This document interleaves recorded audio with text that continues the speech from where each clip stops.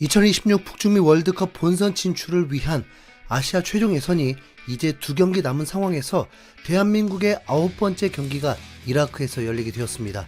낮 기온이 40도가 훌쩍 넘는 이라크 바스라에서 경기하게 되는데 현지 기준으로도 밤 9시가 넘는 시간에 경기를 하게 됩니다. 그나마 기온이 31도입니다. 습도는 거의 없기 때문에 경기를 하기에는 문제는 없습니다. 한국은 B조에서 2위로 내려앉은 상황입니다. 요르단이 오만과의 경기에서 3대0 대승을 거두면서 승점이 16점으로 동점이 되었고 골 득실에 밀려서 지금 2위가 된 것입니다.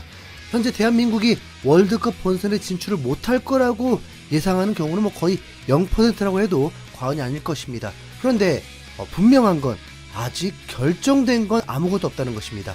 이라크와의 경기에서 패배한다면 승점을 쌓지를 못하게 되고 마지막 10번째 경기에서 쿠웨이트와의 경기인데 이 경기에서도 패배를 해버린다면 3위로 플레이오프까지 치러야 하는 끔찍한 사건이 일어나게 됩니다.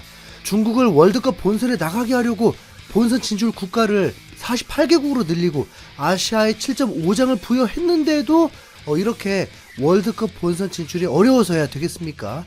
중국은 남은 2경기를 통해서 조 3위라도 노려보려고 했고 특히 신태용 감독을 경질시킨 인도네시아를 격파해 주기를 바라기도 했지만 욕심이 너무 컸습니다. 중국은 인도네시아전에서 마저 패배하면서 본선 진출 실패가 확정되었습니다. 네, 빠이빠이. 네, 일본은 이미 확정이 된 상황입니다. 한국이 무패를 기록하고도 2위인 이유는 팔레스타인 같은 팀을 한 번도 이기지 못했기 때문에 벌어진 사태입니다. 정말 황당하죠. 특히 3월에 치러졌던 2경기를 모두 비긴 것도 문제였죠. 한국은 이라크와의 경기에서 무승부만 거둬도 본선 진출 확정이 됩니다.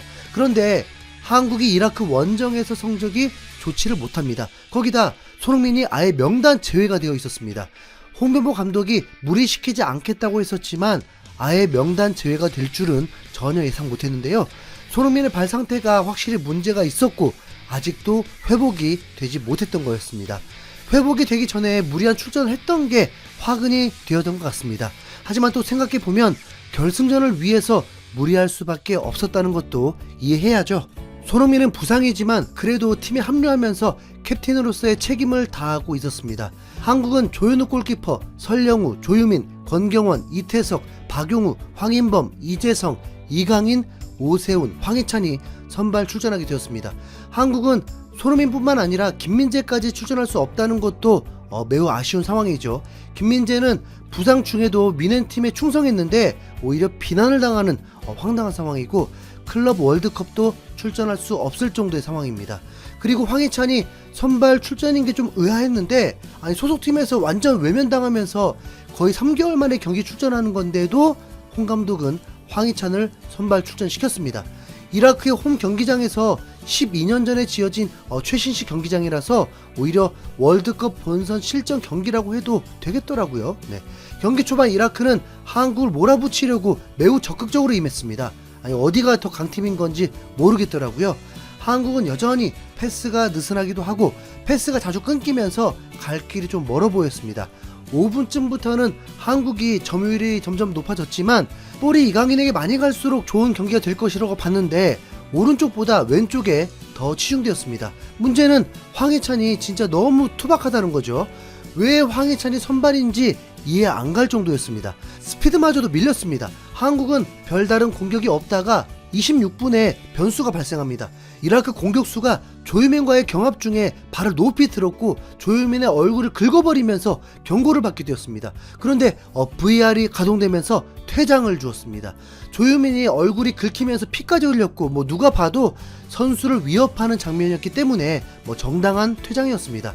이렇게 되면 한국이 원하는 최소 무승부가 매우 가까워진 거죠. 한국은 무승부만 거둬도 본선 진출 확정입니다.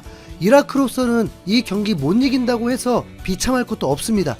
플레이오프로 개고생 심하게 해서 40년 만에 월드컵 본선에 진출도 뭐 가능할 수 있는 뭐 저력 있는 팀입니다. 이라크가 한국에게 기회를 주고 나서부터 득점 찬스가 생기게 되었습니다. 골이다 하는 순간 골이 아닌 거예요. 31분에 황인범의 완벽한 어시스트가 있었는데 황희찬이 노마크 상황에서 왼발 슈팅으로 그물까지 움직였습니다.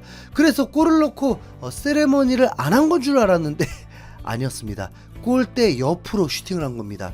36분에는 프리킥 상황에서 이강인의 가마차기 크로스가 완벽하게 배달이 되었고 국대 헤더 에이스 이재성에게 찬스가 왔는데 골대를 맞고 튕겨져 나와버렸습니다. 정말 아쉬웠죠. 그리고 전반 종료 직전에 이강인이 맘먹고 중거리 슈팅을 했는데 이마저도 골대를 맞으면서 퀄리티 높은 슈팅 찬스들이 결과를 만들지 못했습니다. 박용우의 중거리 슈트 뭐 나쁘진 않았는데 그런데 골키퍼 정면으로 찬 걸 뭐 잘 찼다고 하기엔 좀 그렇잖아요.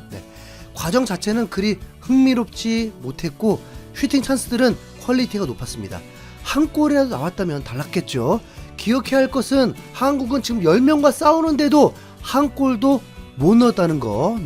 질책 받아야 마땅하죠. 홍명보 감독은 후반전에 경고를 받았던 박용우를 빼고 K리그에서 좋은 활약을 하고 있는 김진규를 투입시켰습니다. 이라크가 더 많이 뛰었기 때문에 체력적으로 더 불리한 상황이죠. 김진규는 3년 만에 국가대표 발탁이었는데 홍명보 감독이 뭔가를 봤나 봅니다. 경기는 한국이 완전 주도했습니다. 너무 당연한 말이죠. 김진규가 들어오고 중앙에서 패스 플레이가 제대로 이루어지면서 이라크를 더 힘들게 했습니다. 경기는 점점 황희찬 쪽은 활용도가 거의 없었습니다. 후반 15분까지도 골이 없는 상황. 사실 이라크 입장에서는 무승부나 패배나 별로 달라질 게 없습니다. 승리만이 그나마 2위에 오를 수도 있는 기회를 얻는 거였죠. 그래서 지키는 게 아닌 사력을 다한 이라크였습니다. 홍 감독은 후반 15분에 선수들을 교체했습니다. 황희찬과 오세훈을 빼고 문선민과 오연규를 투입시켰습니다. 1분여 만에 한국에게 기회가 왔는데 황인범의 슈팅이 골키퍼의 선방에 막혔고 세컨볼 상황에서 오연규도 욕심을 내서 슈팅을 시도했습니다. 나쁘지 않았어요. 그리고 원하고 바라던 선제골이 63분에 터집니다. 김진규, 설령우, 이강인의 패스 플레이가 빛을 발했습니다. 설령우가 컷백한 것을 이강인이 김진규에게 내줬고 교체 투입된 김진규가 득점에 성공을 한 것입니다. 홍 감독의 용병술 또 성공. 이강인의 도움이었습니다. 이라크는 더 급해졌죠. 이라크에게는 오로지 승리만이 필요한 상황이니까요. 이어서 이재성에게 또 한 번 헤드 슈팅 기회가 왔는데 이번엔 선방에 막히면서 득점에 또 실패하고 말았습니다. 기온이 매우 높은 만큼 선수들이 지칠 수밖에 없죠. 김진규의 활약은 계속 돋보였습니다. 뭐죠? 박용우 없어도 되겠던데요. 보석을 찾은 느낌이었습니다. 김진규의 시야 좋은 패스로 황인범이 박스 안에서 골 찬스가 왔는데 너무 강하게 자르다가 높이 뜨고 말았습니다. 82분에 한국의 두 번째 골이 터집니다. 황인범이 중앙에서 페노르트의 에이스 능력을 유감없이 발휘하는 턴과 함께 곧바로 스루 패스가 나오면서 이라크 수비를 붕괴시켰고 교체로 투입된 전진우가 완벽한 어시스트가 나오면서 오영규가 마무리를 지었습니다. 10명 상대인 거지만 어쨌든 2대0 한국의 11번째 월드컵 본선 진출이 확정이 되었습니다. 이렇게 되면 최종전은 그냥 편안하게 보면 되겠네요. 이라크 팬들의 응원이 매우 격했다 보니까 괜히 겁이 나더라고요. 이라크 팬들은 열받은 상황인데 이라크 한 팬이 경기장에 난입해서 경기까지 끊어먹고 관중들이 노려보는데 그 친구 진짜 매장당할 수 있겠더라고요. 월드컵 최종 예선이 뭔가 좀 싱거운데요. 자, 여러분, 한국 월드컵 본선 진출 확정됐습니다. 새벽 5시 소식 전한 흰수염 구레였습니다. 감사합니다.